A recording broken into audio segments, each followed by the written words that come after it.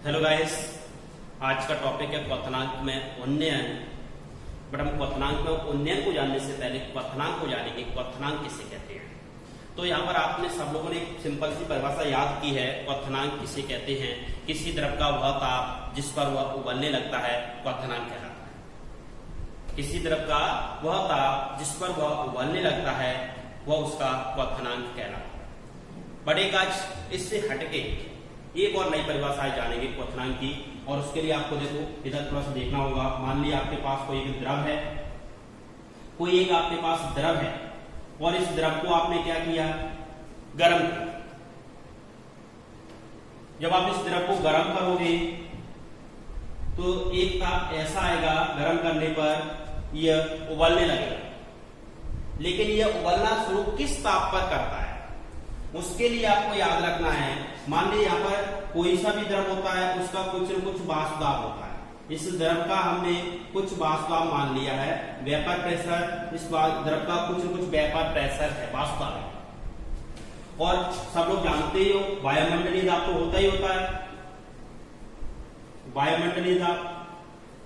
तो जैसे ही आप इस द्रव को गर्म कर रहे थे तो गर्म करते समय एक कंडीशन ऐसी आएगी, इस द्रव का जो वाष्प दाब है वो वायुमंडलीय दाब के बराबर होगा।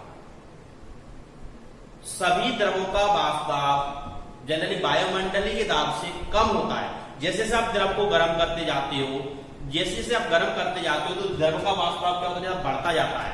और एक कंडीशन ऐसी आती है कि द्रव का वाष्प दाब बढ़कर के वायुमंडलीय दाब के बराबर हो जाता है। जब द्रव का वाष्प दाब वायुमंडलीय दाब के बराबर होता है तब यह द्रव उबलने लगता है और उस ताप को ही द्रव का क्वथनांक कह देते हैं। तो इसकी दूसरी परिभाषा जो बता रहा था उसे याद रखो। किसी द्रव का वह ताप जिस पर द्रव का वाष्प दाब वायुमंडलीय दाब के बराबर हो जाता है वह उसका क्वथनांक कहलाता है। तो दोनों परिभाषा याद रखो। किसी द्रव का वह ताप जिस पर वह उबलना शुरू कर देता है उसे उसका क्वथनांक कहते हैं। और एक जो आपको मैं नई परिभाषा बता रहा था वो भी आपको याद करना है। किसी द्रव का वह ताप जिस पर द्रव का वाष्प दाब वायुमंडलीय दाब के बराबर हो जाता है वह उसका क्वथनांक कहलाता है। समझ में आ गया होगा आप लोगों को क्वथनांक किसे कहते हैं। अब बात करेंगे क्वथनांक में उन्नयन। क्वथनांक में उन्नयन क्या होता है? देखिए, क्वथनांक में उन्नयन किसे कहते हैं? तो यहां पर सबसे पहले आपको याद रखना है, आपके पास कोई एक शुद्ध विलायक है, आपके पास एक द्रव है शुद्ध विलायक। शुद्ध विलायक, इस शुद्ध विलायक के प्योर सॉल्वेंट है शुद्ध विलायक। और इस शुद्ध विलायक का जो वाष्प दाब है वो आपने मान लिया यहां पर कितना? P0A। कितना मान लिया है? P0A। अब इस शुद्ध विलायक में आपने एक अवाष्पशील विलय मिलाया, अवाष्पशील विलय में आपने मिला दिया है, नॉन वॉलेटाइल सॉलिड को इसमें मिक्स कर दिया है। तो जैसे ही आपने नॉन वॉलेटाइल सॉलिड को मिक्स किया तो ये किसमें बदल गया? विलयन। क्या बना लेगा ये? विलयन। तो यहां पर आपके पास ये अब बन गया है क्या? विलयन। और याद रखना अवाष्पशील विलय वाले विलयन के वाष्प दाब को हम Pa से दर्शाते हैं। किससे दर्शाते हो? ये विलयन है और इसका वाष्प दाब क्या होगा? Pa। ये मैंने आपको पढ़ाया था कब? जब वाष्प दाब और वाष्प दाब में अवनमन को बताया था, मैंने सारी चीजें आपको बताई थी। इससे पहले वाले वीडियो में आप देख लेना, वाष्प दाब और वाष्प दाब में अवनमन वाला जो वीडियो है उसमें आपको मिल जाएगा सब कुछ ही। तो यहाँ पर आप देखिए, आपके पास पहले शुद्ध विलायक था, इसका वाष्प दाब आपने P0A माना। आपने अवाष्पशील विलय को इसमें मिलाया तो ये विलयन बन गया और विलयन का वाष्प दाब क्या है यहाँ पर? Pa। यहाँ पर देखिए, विलयन के अंदर जो कुल वाष्प दाब होगा वो ओनली घटक A के वाष्प दाब के कारण ही होगा। यहाँ पर घटक B तो अवाष्पशील, इसकी कोई वाष्प बनेगी नहीं, नॉन वॉलेटाइल सॉलिड है, इसकी वाष्प बनेगी नहीं। और वाष्प नहीं बनेगी तो इसमें टोटल जो वाष्प दाब होगा किसकी वजह से होगा? घटक A की वजह से होगा। बट याद रखना, मैंने एक पॉइंट और आपको बताया था कि जब किसी शुद्ध विलायक में अवाष्पशील विलय मिलाते हैं तो जो प्राप्त विलयन है, आपको जो विलयन मिला है उसका वाष्प दाब शुद्ध विलायक की तुलना में कम होता है, जिससे वाष्प दाब में अवनमन कहते हैं। बताया था मैंने आपको वास्तव में अवनमन के लिए क्या परिभाषा बताई थी। जब किसी शुद्ध विलायक में अवाष्पशील विलय नॉन वॉलेटाइल सॉल्यूट मिलाया जाता है तो जो विलयन प्राप्त होता है, सॉल्यूशन जो प्राप्त होता है, उसका वाष्पदाब शुद्ध विलायक की तुलना में कम होता है, जिसे वाष्पदाब में अवनमन कहते हैं। तो यहां पर इन दोनों में आपको पता चल गया है कि शुद्ध विलायक का वाष्पदाब ज्यादा है और विलयन का वाष्पदाब कम है। यहां पर देखिए शुद्ध विलायक की वाष्पदाब को यहां पर पी नोटे से दर्शा रहे हैं। इसी तरह से शुद्ध विलायक के क्वथनांक को मैं दर्शाऊंगा किससे, टी नोट वी। वी का मतलब बॉइलिंग पॉइंट है और टी नोट का मतलब शुद्ध टेम्परेचर। शुद्ध विलायक का है, ये शुद्ध विलायक का ताप है, शुद्ध विलायक का क्वथनांक है।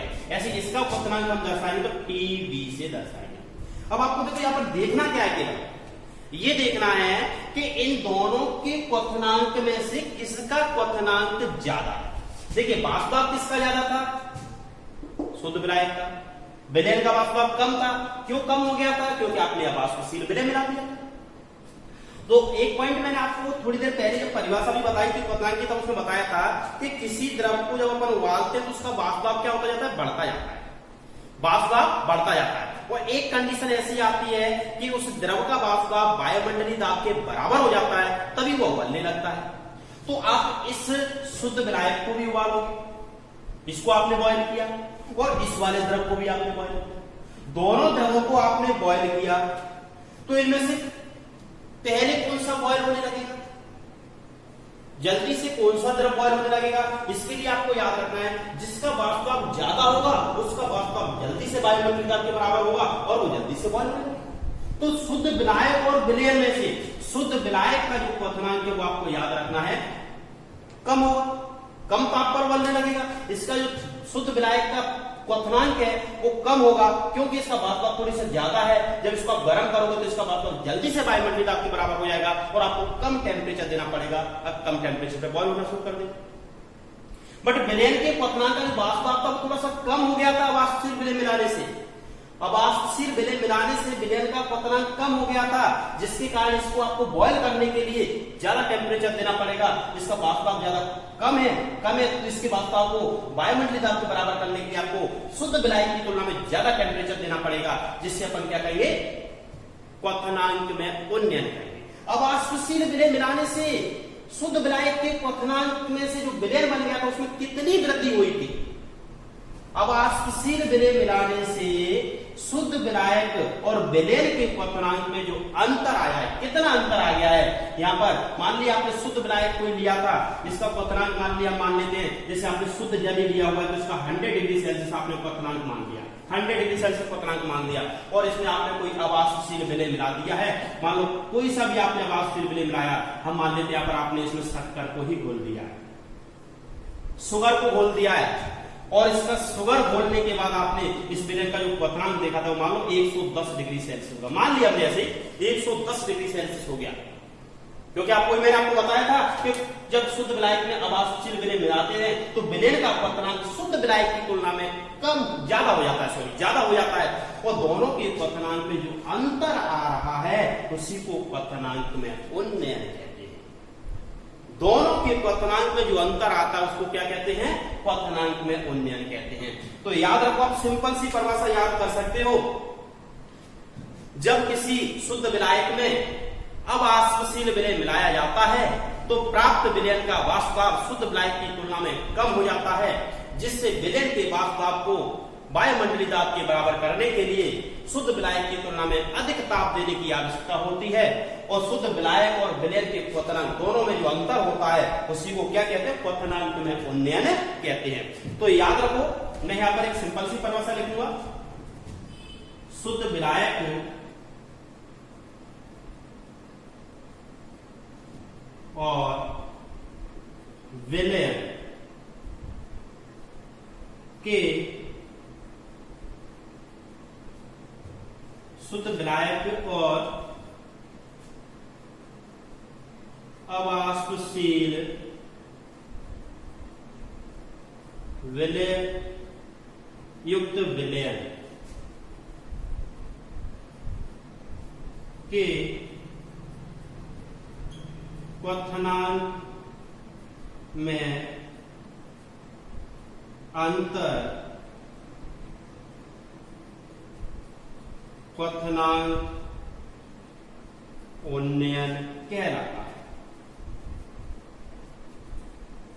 शुद्ध विलायक और अवाक्षीय विलय युक्त विलयन के क्वथनांक में जो अंतर होता है उसे क्या कहते हैं? क्वथनांक में उन्नयन कहते हैं। तो आपको मालूम है, देखिए यहाँ पर हमने शुद्ध विलायक के क्वथनांक को टी नॉट बी से प्रदर्शित किया है, विलयन के क्वथनांक को टीबी से प्रदर्शित किया है, और क्वथनांक में उन्नयन को डेल्टा टीबी से प्रदर्शित करते हैं। यहाँ पर लिख देता हूं, इसे डेल्टा टीबी से प्रदर्शित करते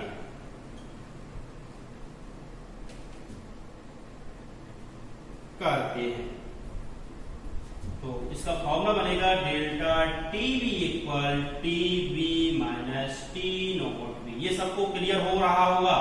यहाँ पर टीबी विलयन का क्वथनांक है, टी नॉट बी शुद्ध विलायक का क्वथनांक है, दोनों का जो अंतर है उसे क्वथनांक में उन्नयन कहते हैं।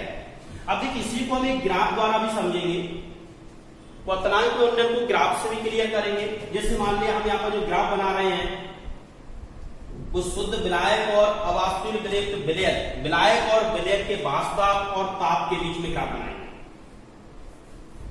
तो यहाँ पर इसको ग्राफ द्वारा समझेंगे। तो मैं यहाँ पर एक ग्राफ शो कर रहा हूं, इधर देखिए, ये जो ग्राफ मैं बना रहा हूं वास्तव के लिए है।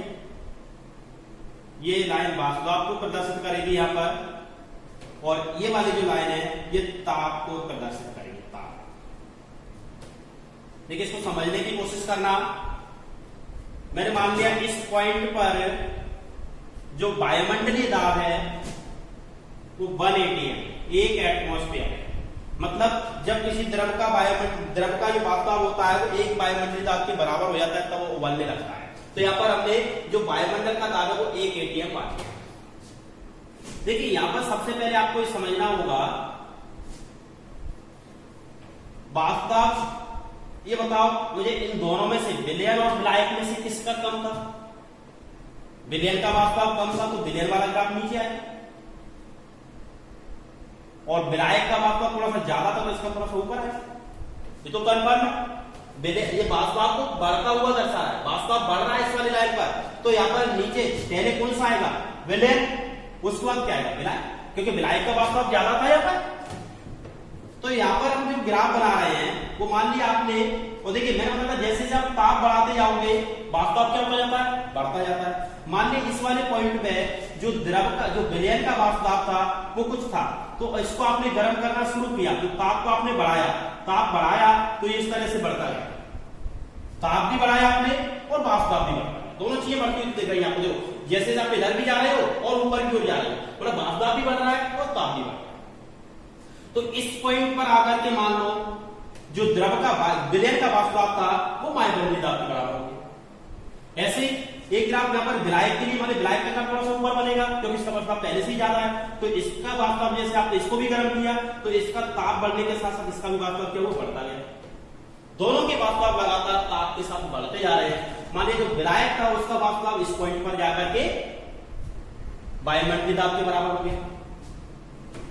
तो ग्राफ को हम केवल इतना ही दिखाते हैं उसमें। अब देखिए ताप आप बढ़ाते जा रहे थे, तो इस पॉइंट पर आकर के, इस ताप पर आकर के शुद्ध विलायक का वास्तव वायुमंडलीय दाब के बराबर हो, इस ताप पर आकर, और क्वथनांक जो विलयन का क्वथनांक का इस क्वथनांक पर आकर के वायुमंडलीय दाब के बराबर हो गया। मतलब दोनों का क्वथनांक भी हमें पता चल, ताप भी पता चल गया। इसका जो ताप है क्या है? शुद्ध विलायक है टी नॉट बी, ये क्या है? विलयन है टीबी। ये कह सकते हो आपके पास जो विलयन था उसका क्वथनांक टीबी ताप पर वायुमंडलीय दाब के बराबर जाकर हो गया।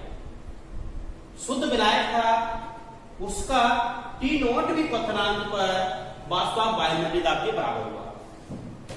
इसको मैं ए और बी से प्रदर्शित कर देता हूं, या एक काम करते हैं, जो विलयन का ग्राफ है उसे ए बी से दर्शा देते हैं और इसको सी डी से दर्शा, पूरा ग्राफ भी दर्शा, इसको सी पॉइंट दे दो, इसको डी सी डी को ले चुके हैं। E और F, E पॉइंट पर। अब इन दोनों का जो अंतर था T नोट B और TB का, दोनों का जो अंतर था उसे क्या कह रहे थे, डेल्टा T। देखिए ग्राफ को समझने की कोशिश कीजिए, उसमें ज्यादा कुछ है नहीं, बस आपको इतना याद रखना है शुद्ध विलायक और विलयन में से, दोनों में से किसका वाष्पदाब कम था, विलयन का। तो विलयन के ग्राफ को हमने नीचे बनाया और जैसे जैसे ताप बढ़ाते हो तो वाष्पदाब बढ़ता जाता है और इस पॉइंट पर जाकर के, इस ताप पर जाकर के विलयन का वाष्पदाब वायुमंडलीय दाब के बराबर हो गया। ऐसे ही विलायक का जो वाष्पदाब है थोड़ा सा विलयन से ज्यादा रहता है, जिसका ग्राफ थोड़ा ऊपर बनेगा और इस पॉइंट पर जाकर के जो शुद्ध विलायक था उसका वाष्पदाब वायुमंडलीय दाब के बराबर हो गया। ये दर्शा रहा है शुद्ध विलायक के क्वथनांक को, ये पॉइंट दर्शा रहा है विलयन के क्वथनांक को, दोनों में जो अंतर आता है उसे डेल्टा टीबी कहते हैं। तो यहां से फॉर्मूला क्या बनेगा, ये तो बनेगा delta TB equal TB minus T not be, जहां टीबी विलयन का क्वथनांक, टीबी क्या है, विलयन का क्वथनांक, टी नॉट बी क्या है, शुद्ध विलायक का क्वथनांक,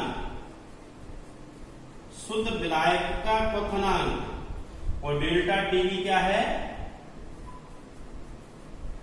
क्वथनांक में वृद्धि। कितनी वृद्धि हुई थी, या क्वथनांक में वृद्धि को अपन उन्नयन भी कहते हैं, क्वथनांक में उन्नयन कह सकते हो या क्वथनांक में वृद्धि कह सकते हो। देखिए आपने ग्राफ के द्वारा क्वथनांक उन्नयन को समझ लिया था और उसके बाद एक्सपेरिमेंट की दैट आपको पता चलता है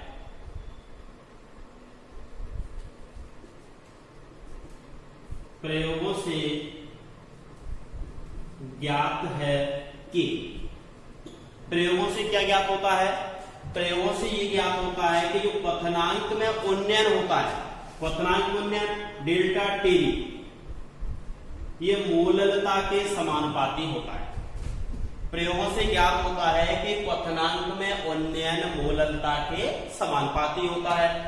तो यहां से आप समानुपाती को हटाओगे तो एक नियतांक मिलेगा आपको, क्या, केवी इंटू है, समीकरण एक लिखिए, समीकरण एक, और यहां पर लिख दीजिए जहां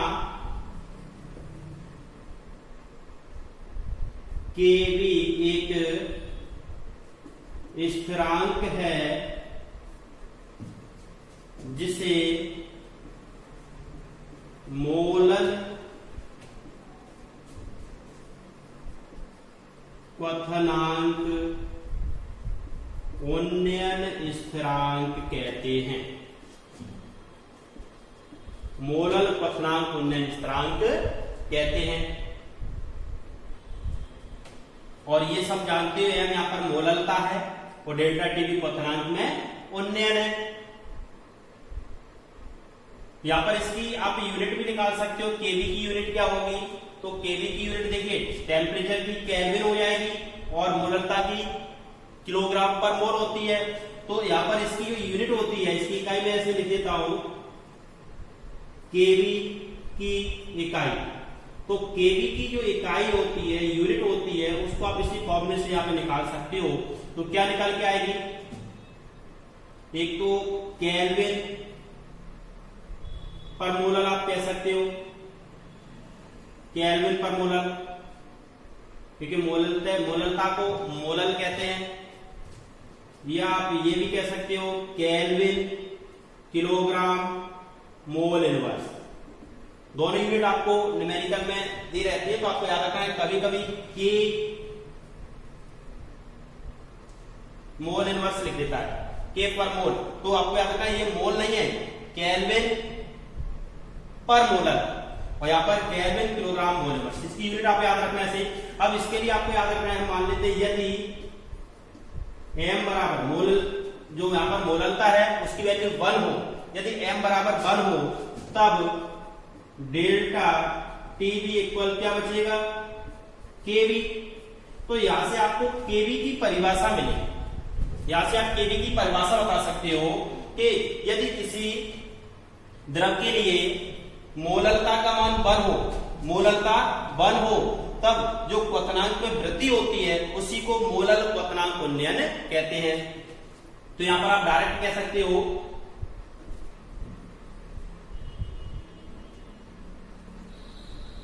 अर्थात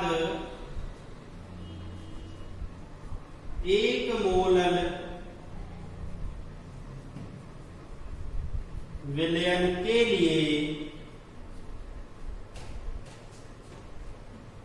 एक मोलल विलयन के लिए क्वथनांक में होने वाली वृद्धि मोलल क्वथनांक उन्नयन स्थिरांक कहलाती है। मोलल क्वथनांक उन्नयन स्थिरांक कहलाती है। एक मोलल विलयन के लिए क्वथनांक में जो वृद्धि होती है, एक मोलल विलयन है उसके क्वथनांक में जो वृद्धि होती है, ध्यान रखना, एक मोलल विलयन में आपने बनाया तब क्वथनांक में जो वृद्धि हुई थी उसी को क्या कहते हैं? क्वथनांक उन्नयन स्थिरांक कहते हैं। तो ये परिभाषा इंपोर्टेंट है, आपको याद रखना है। मोलल क्वथनांक उन्नयन स्थिरांक किसे कहते हैं? तो आपको इसको यहीं से लिखना होगा। प्रयोगों से ज्ञात है कि डेल्टा टीवी समानुपाती एम होता है, समानुपाती होता है केवी आया। केवी यहाँ पर एक स्थिरांक है जिसे मोलल क्वथनांक उन्नयन स्थिरांक कहते हैं। इसकी इकाई निकालोगे तो केल्विन पर मोलर या केल्विन किलोग्राम मोल इनवर्स। यदि यहाँ पर हम एम की वैल्यू बंद कर देते हैं, मोललता को बंद कर देते हैं, तो डेल्टा टी बराबर केवी बचता है। अर्थात अपन कह सकते हैं कि एक मोलल विलयन के लिए क्वथनांक में होने वाली वृद्धि को मोलल क्वथनांक उन्नयन स्थिरांक कहते हैं। अब यहाँ पर एक फॉर्मूला निकालेंगे अवास्तविक विलय के आणविक द्रव्यमान की गणना के लिए। तो क्वथनांक में उन्नयन की सहायता से, क्वथनांक में उन्नयन की सहायता से अवास्तविक विलय के आणविक द्रव्यमान की गणना के लिए व्यंजक व्युत्पन्न करेंगे। तो यहां पर मैं लिख देता हूं पहले अवास्तशील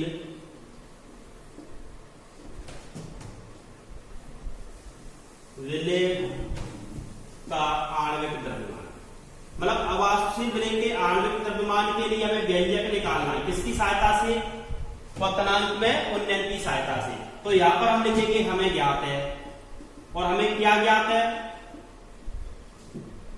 अभी आपने देखा था delta TV equal KV into M, हमें ज्ञात है। समीकरण एक दे देते हैं, delta TV equal KV into M हमें ज्ञात है। जहां केवी ये सब सिंबल में लिख देता हूं, जहां केवी मोलल क्वथनांक उन्नयन स्थिरांक है, मोलल क्वथनांक उन्नयन स्थिरांक, एम मोललता, और डेल्टा टीवी तो सब लोग जानते ही हो क्वथनांक तो उन्नयन है, लेकिन आप सब लोग जानते हो एम मोललता, जो मोललता होती है एम, इसका एक फॉर्मूला सभी ने पढ़ा है। क्या होता है? WB into 1000 MB into WA। इस फॉर्मूले को यदि हम यहां पर पुट कर दे तो क्या आएगा? अतः समीकरण 1 से डेल्टा टीवी इक्वल आ जाएगा KV into WB into 1000 MB into WA। लेकिन यहां से हमें ज्ञात क्या करना है? MB। तो MB का फॉर्मूला आएगा MB equal KV into WB into 1000 delta TV into WA। इस समीकरण की सहायता से अवास्तशील विलय के आणविक द्रव्यमान की गणना की जा सकती है। इस समीकरण की सहायता से अवास्तशील विलय के आणविक द्रव्यमान की गणना की जा सकती है। तो इस तरह से आपको याद रखना है, क्वथनांक में उन्नयन वाले क्वेश्चन में 4 क्वेश्चन टोटल बनते हैं। पहला क्वथनांक की परिभाषा है, क्वथनांक किसे कहते हैं। दूसरा क्वथनांक में उन्नयन किसे कहते हैं। तीसरा मोलल क्वथनांक उन्नयन स्थिरांक किसे कहते हैं। और लास्ट जो क्वेश्चन है, क्वथनांक उन्नयन की सहायता से अवास्तशील विलय के आणविक द्रव्यमान की गणना के लिए व्यंजक पूछा जाता है। तो इस तरह से आपको याद रखना है, पूरा क्वेश्चन आपके लिए इंपोर्टेंट है। और इस क्वेश्चन के इस फॉर्मूले पे कुछ न्यूमेरिकल है जो मैं आपको इस वीडियो की डिस्क्रिप्शन में लिंक दे दूंगा, वहां से आप उनको देख सकते हो। उनका वीडियो आपको वहीं पे मिल जाएगा डिस्क्रिप्शन में। तो इसी फॉर्मूले पे आपको, या इस फॉर्मूले पे जो भी मैंने न्यूमेरिकल उसमें कराए हुए हैं, उनकी आपको डिस्क्रिप्शन में लिंक दूंगा, आप वहां से इस जो क्वथनांक ढूंढने वाले टॉपिक पे जो न्यूमेरिकल हम आप वहां से देख सकते हैं। यदि आपको ये वीडियो अच्छा लगा हो तो वीडियो को लाइक करना, शेयर करना और चैनल को सब्सक्राइब करना।